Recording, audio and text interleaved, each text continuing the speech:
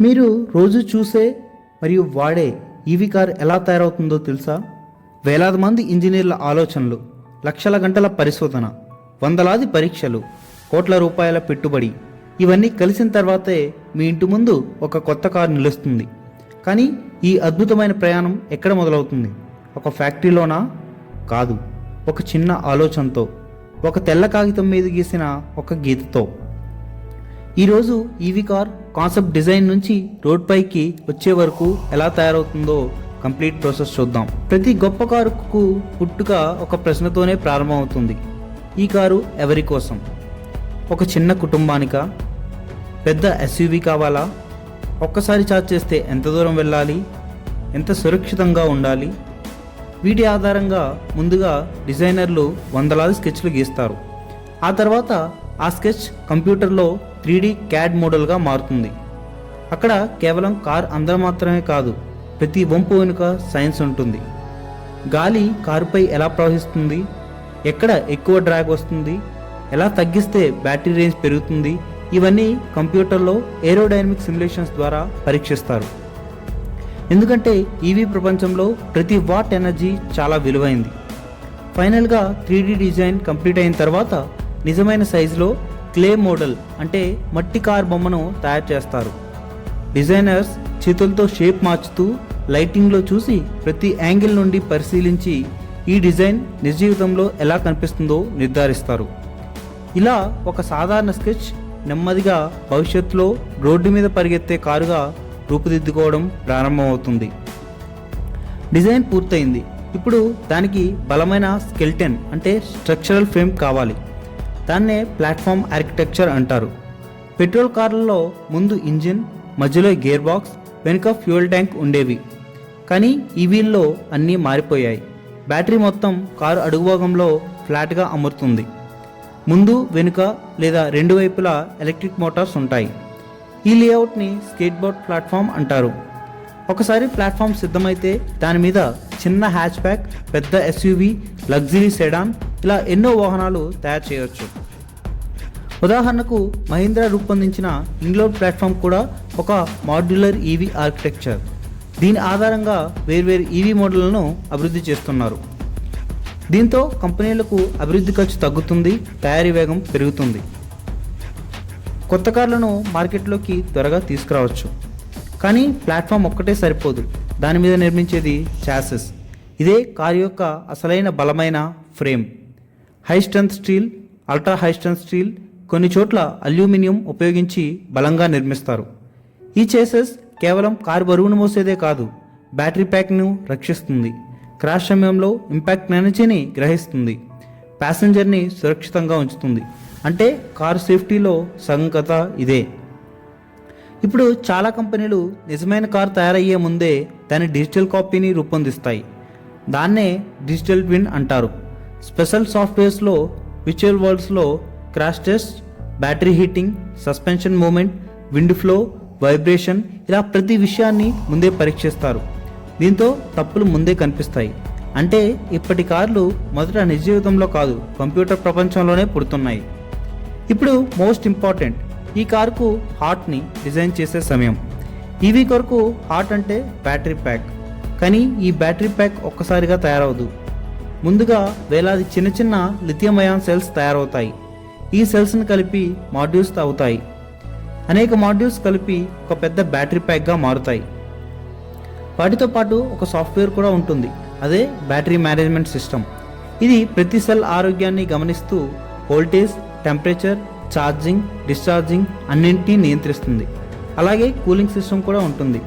ఇప్పుడు బ్యాటరీ నుంచి వచ్చే DC విద్యుత్ని ఇన్వర్టర్ ఏసీగా మార్చి ఎలక్ట్రిక్ మోటార్కు పంపుతుంది.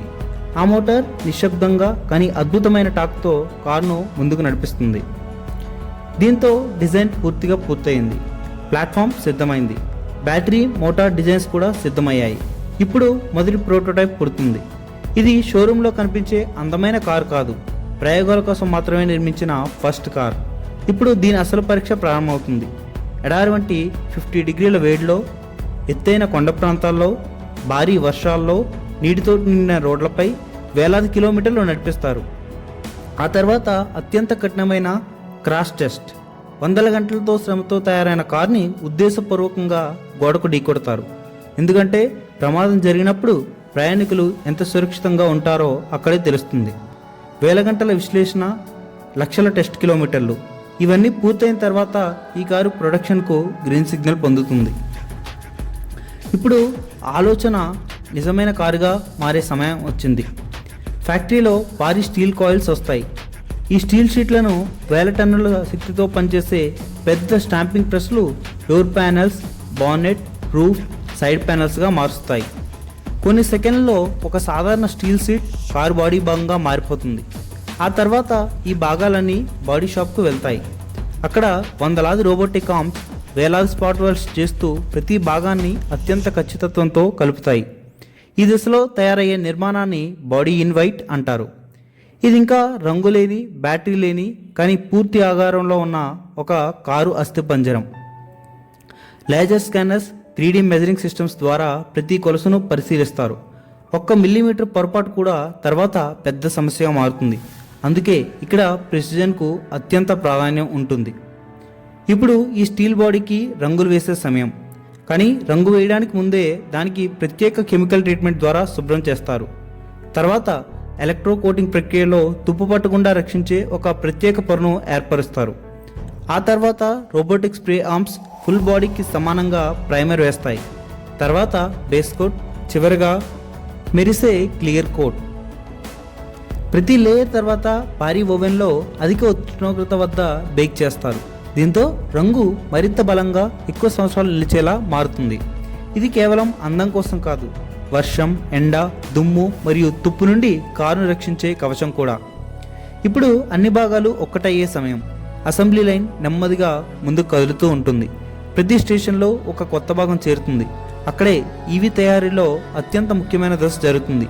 దాన్ని మ్యారేజ్ స్టేషన్ అంటారు. పెద్ద బ్యాటరీ ప్యాక్ను కింద నుంచి అత్యంత జాగ్రత్తగా పైకెత్తి చాసెస్కు హోల్డ్ చేస్తారు. ఇక్కడే ప్లాట్ఫామ్, బ్యాటరీ, బాడీ 3 ఒకటవుతాయి. ఈ ప్రక్రియలో మిల్లీమీటర్ స్థాయి ఖచ్చితత్వం అవసరం. ఆ తర్వాత electric motor, suspension, break system, steering, high voltage wiring, dashboard, sheets, glass, tyres ఒక్కొక్కటిగా అమర్చబడతాయి. కానీ ఇంకా కారు పూర్తి కాలేదు. ఇప్పుడు దాని మెదడుకు జీవం పోయాలి. ప్రతి ఈవీలో వేల లైన్ల సాఫ్ట్వేర్ని ఇన్స్టాల్ చేస్తారు. Battery management, motor controller, braking system, ADAS, charging system. ప్రతి ఎలక్ట్రానిక్ కంట్రోల్ యూనిట్కు తాజా సాఫ్ట్వేర్ను అప్డేట్ చేస్తారు. తర్వాత ప్రతి సెన్సార్ని, ప్రతి కెమెరాను, ప్రతి స్టీరింగ్ యాంగిల్ను ఇంజనీర్స్ అత్యంత జాగ్రత్తగా క్యాలిబ్రేట్ చేస్తారు. ఇప్పుడు మాత్రమే ఈ కారు నిజంగా జీవం పొందుతుంది. కానీ ఫ్యాక్టరీ నుంచి బయటకు వెళ్లే ముందు ఇంకా ఒక చివరి పరీక్ష మిగిలే ఉంది. అదే క్వాలిటీ ఇన్స్పెక్షన్. ప్రతి డోరు సరిగ్గా మూసుకుంటుందా, ప్రతి లైట్ పనిచేస్తుందా, touch screen, cameras, sensors, charging port ఇలా అన్నీ పరీక్షిస్తారు. తర్వాత వాటర్ లీక్ ఛాంబర్లో భారీ వర్షాన్ని ఆర్టిఫిషియల్గా సృష్టించి కారులోకి నీరు వస్తుందా అని పరీక్షిస్తారు. Brake test, wheel alignment, battery charging, motor performance ప్రతి అంశం పరిశీలించబడుతుంది. చివరగా ఫ్యాక్టరీ టెస్ట్ ట్రాక్పై ప్రతి కారు ఒక చిన్న రోడ్ టెస్ట్ పూర్తి చేసుకుంటుంది. ఒక్క చిన్న లోపం కనిపించినా ఆ కారు మళ్ళీ సరిచేసే విభాగానికి వెళ్తుంది. చివరికి అన్ని పరీక్షల్లో విజయం సాధించిన కారు ఫ్యాక్టరీ గేట్ దాటుతుంది. ప్రత్యేక కార్ క్యారియర్ ట్రక్స్ మరియు రైల్ వ్యాగన్స్ ద్వారా దేశమంతటా ఉన్న డీలర్షిప్లకు చేరుతుంది.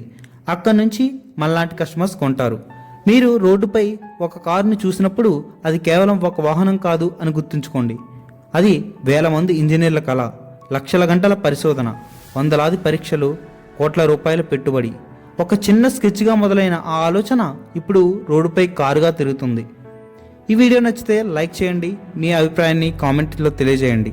ఇలాంటి ఆసక్తికరమైన బిజినెస్, టెక్నాలజీ డాక్యుమెంటరీల కోసం మన ఛానల్ని సబ్స్క్రైబ్ చేయడం మర్చిపోవద్దు.